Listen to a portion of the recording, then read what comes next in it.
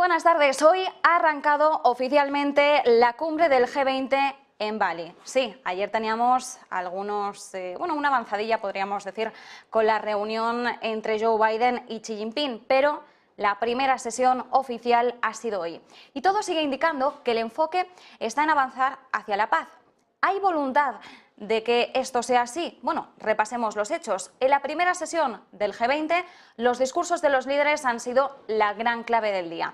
Ha hablado Zelensky y Lavrov ha permanecido en su asiento durante el discurso del presidente de Ucrania. Y a su vez, los líderes del G20 se han quedado en sus asientos para escuchar a Lavrov cuando ha sido su turno. No se han levantado, no ha habido ningún desaire y esto es importante también resaltarlo. Zelensky, en su discurso, ha pedido el apoyo de las naciones del G19, un ataque retórico directo a Rusia, eliminándola del bloque figuradamente. Ha detallado los pasos más urgentes que debe tomar Rusia antes de que se lleven a cabo conversaciones de paz. Y Lavrov, que ha estado escuchando en su discurso, ha aprovechado para responder a Zelensky. Ha justificado de nuevo la denominada operación militar especial y ha expuesto que las demandas de Zelensky son inadecuadas. Lavrov ha mantenido la línea de que Rusia quiere negociar, pero que Ucrania no está por la labor. Así que realmente podríamos decir que en este sentido nada nuevo en el horizonte, pero a la vez sí. En términos generales vemos una actitud diplomática en las sesiones, pero también en el papel. Vayamos al borrador de la declaración del G20 para entender esto. En este borrador, los líderes insisten en que la era actual no debe ser de guerra. Esto es importante, sí que es cierto que ¿qué momento es adecuado para que haya una guerra? Ninguno. Efectivamente, en todo momento se pretende evitar, sea cual sea la circunstancia, esta situación, así que bueno, es una obviedad que no hay ningún momento, ninguna era que deba ser de guerra, pero esta ha sido la postura en términos oficiales de lo redactado en el borrador de la declaración del G20. Recordemos que ha habido tensiones en la redacción de este borrador y esto es importante. Los países no se ponían de acuerdo respecto a la dureza con la que hablar de Rusia y de la guerra en Ucrania. Aunque por el momento esto es solo un borrador, parece que la cosa va por buen camino y que va a poder salir adelante. Si no fuese así, sería la primera cumbre del G20 sin una declaración conjunta y esto, desde luego, ya no sería tan diplomático. Por el momento, la declaración propuesta va a señalar todas esas diferencias entre países. Parece que por ahora el plan es referirse al conflicto como guerra en Ucrania en vez de la guerra de Rusia en Ucrania. Rusia insiste en llamarlo operación militar especial. Desde luego tenemos que entender que los matices son importantes cuando hablamos de este tipo de vocabulario bélico. El lenguaje es siempre importante, nunca hay que dejarlo en un segundo plano, pero más importante es que los puntos que se puedan trazar en esta cumbre lleven el conflicto a buen término. Así que nosotros por el momento nos quedamos expectantes de ver cómo sigue avanzando la cumbre del G20 en Bali y sobre todo de que no se produzca un entorno propicio a ninguna escalada en el conflicto en Ucrania. Así que por el momento vemos un tono moderado, como decimos, una actitud diplomática entre los países, voluntad de hablar y, como señalamos, también de escuchar, que es importante. Pero también es importante vigilar hoy a los bancos centrales. Hoy hablan varios miembros, sobre todo de la Reserva Federal, y atención al gráfico que les enseñamos a continuación, porque hemos conocido el índice de precios al productor en Estados Unidos, el conocido IPP por sus siglas, y es importante observar cuál ha sido la moderación de este dato. Por un lado tenemos como el IPP en términos generales y a nivel interanual se sitúa en el 8%. Veníamos de un 8,5% y además se pronosticaba por encima el dato del 8%. Así que bueno, ahí tenemos una moderación de 5 décimas que también está ofreciendo cierto respiro. En el caso de del IPP subyacente interanual también vemos una clara mejora. Pasamos del 7,2% que veíamos en septiembre, vamos a ver si lo podemos ver total para que puedan ver un poquito mejor los números, pasamos de un 7,2% en septiembre a un 6,7% en octubre. Así que bueno, ahí estamos viendo precisamente cómo se está ahora mismo pues, moderando el tono en términos generales. Y si miramos en términos mensuales, nos llama bastante la atención el hecho de que se ha moderado y mucho. Podríamos decir realmente que lo que estamos viendo es cómo se está moderando bastante este dato.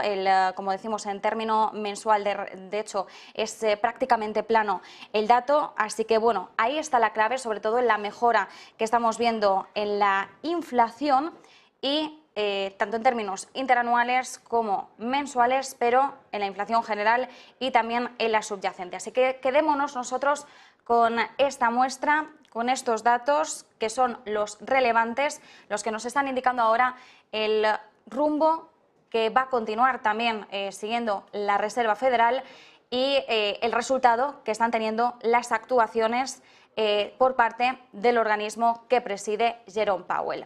Y además debemos recordar una cosa muy importante de un dato que pudo pasar desapercibido por parte de Goldman Sachs, aunque en Negocios Televisión se lo contamos, y es que Goldman espera que la inflación en Estados Unidos caiga significativamente el año que viene. En concreto cita el PCE, que es el indicador favorito de la Reserva Federal para calibrar la inflación. Espera que el PCE caiga al 2,9% para diciembre de 2023.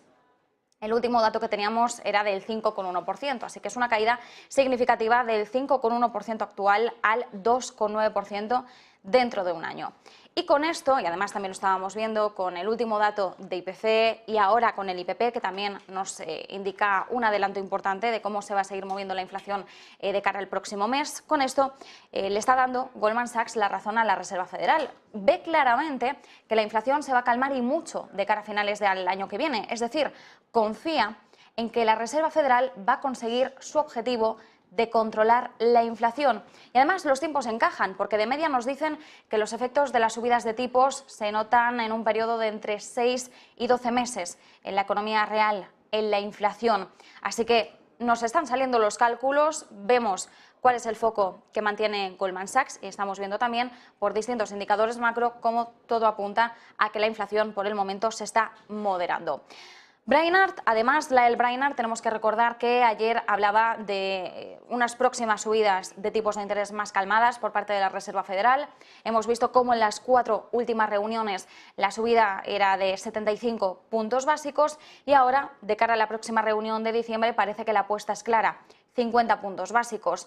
Lo justifican los distintos miembros de la Reserva Federal y ayer Brainard lo volvía a poner sobre la mesa.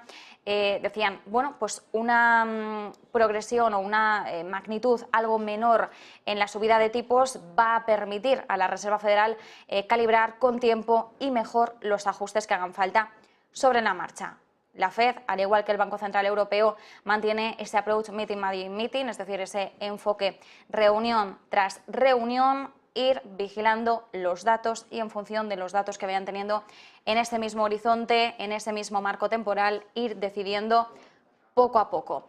Mientras tanto, el Banco Central Europeo no sabemos hasta qué punto se está creyendo que puede seguir la misma senda que la Reserva Federal, pero debemos recordar que las situaciones son muy diferentes. La inflación de Estados Unidos viene por el lado de la demanda, la del Banco Central Europeo por el lado de la oferta. Y a este lado del charco, la energía se lleva el gran protagonismo. A ello hay que sumar que el Banco Central Europeo no tiene mucha autoridad. La está perdiendo, la perdió ya. ¿Quién se cree al Banco Central Europeo en estos momentos? Mucho hemos hablado de la falta de confianza hacia los bancos centrales, pero es que en este tema el Banco Central Europeo se lleva todos los premios. El BCE ha insistido por activa y por pasiva que los países deben ofrecer apoyo fiscal temporal a los más vulnerables para afrontar la crisis energética. ¿Y qué hacen las economías del bloque?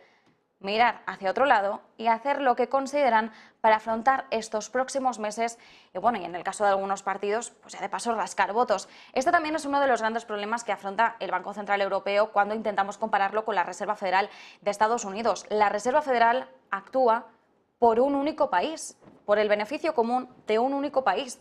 El Banco Central Europeo tiene que lidiar con los intereses, las particularidades y las situaciones de muchos países.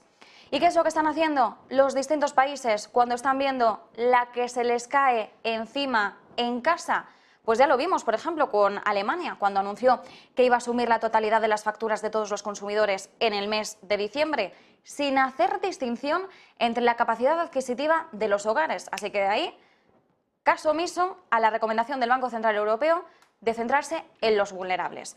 Reino Unido ya se está preparando para evitar que las facturas energéticas aumenten a partir de abril del año que viene, porque el tope a la factura energética de Liz Truss va a caducar en apenas 5 meses y es probable que Jeremy Hunt mantenga por más tiempo ese tope. El gobierno de Sunak está estudiando fórmulas para aliviar el impacto de la subida energética sobre los hogares, así que va a ser cuestión de días, incluso de horas, ir conociendo todavía cuál va a ser la dinámica que va a adoptar Reino Unido, que recordemos esta semana presenta su plan fiscal. Jeremy Hunt va a ser el jueves y esto va a ser también muy importante porque esperamos que también se pronuncie sobre la energía y sobre este apoyo a los hogares. Y en España, hoy se habla de cómo el miedo a la factura energética disparó en 2021 el número de hogares que no tenían su casa a una temperatura adecuada. Casi 7 millones de familias gastaron menos de lo que hubiese sido necesario para mantener caliente su casa. Así lo indica un informe de la Universidad Comillas. Hablamos de 2021, año de Filomena, hay que remarcar, fue además una primavera muy fría, pero no estábamos ni mucho menos en la situación en la que estamos ahora. ¿Se imaginan este mismo informe dentro de un año? Y mientras, sin apartar la mirada del G20, miren cómo ha rascado hoy von der Leyen para ganarse las simpatías de los países del sur global y meter a Europa en el ciclo de exportaciones de energía limpia de estos países. Cita a países como Namibia, Pakistán y, por supuesto, Indonesia. Our partners in the global south have an abundance of clean energy potential and resources. So Europe could turn into the world's largest market for their energy exports. What is necessary is investment and infrastructure. And that's where we have to team up. So some examples, at COP27 we've signed hydrogen partnerships with Namibia, Egypt and Kazakhstan. Or with Namibia, we're building transport corridors from the Indian Ocean to the Atlantic port of Walvis Bay. And there's much more to be done. I'm very happy that today we launched the Just Energy Transition Partnership with Indonesia, a big step forward. Team Europe will contribute over 1 billion euros. It is the roadmap for the country's low-carbon future. And we are investing in developing geothermal energy. Europa haciendo amigos porque no le queda otra. Y atención, porque un día más tenemos que seguir con el foco puesto sobre los semiconductores. El ojo inversor de Warren Buffett siempre es motivo de análisis. Hemos conocido una jugada muy interesante por parte del oráculo de Omaha. Su firma, Berkshire Hathaway, posee una participación de más de 4.000 millones de dólares en Taiwan Semiconductors. TSMC, por sus siglas, es la mayor fabricante de chips semiconductores del mundo. Una jugada cuanto menos interesante porque revela la apuesta de Warren Buffett por un sector que ya define el futuro de la innovación tecnológica y, por tanto, de la economía. Si Warren Buffett tenía que apostar por una compañía de semiconductores, sin duda alguna tenía que ser por la mejor. Taiwan Semiconductors domina el mercado, además arropada por Estados Unidos. Esto es importante y puede haber sido un motivo que haya hecho que se decante la balanza a su favor en el caso de Warren Buffett.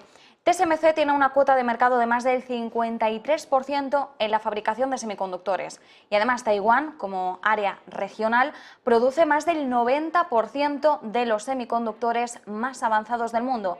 Y Estados Unidos, como decimos, tiene un papel muy importante porque domina el diseño de chips, lidera la parte más compleja y sofisticada del proceso. A nivel de cuota de mercado, esto es lo más importante y por ello tiene Estados Unidos mucho poder en la cadena de suministro de Taiwan Semiconductors. Y esto es importante entenderlo porque la clave entre potencias mundiales es quién tiene la mayor capacidad para fabricar los chips más avanzados.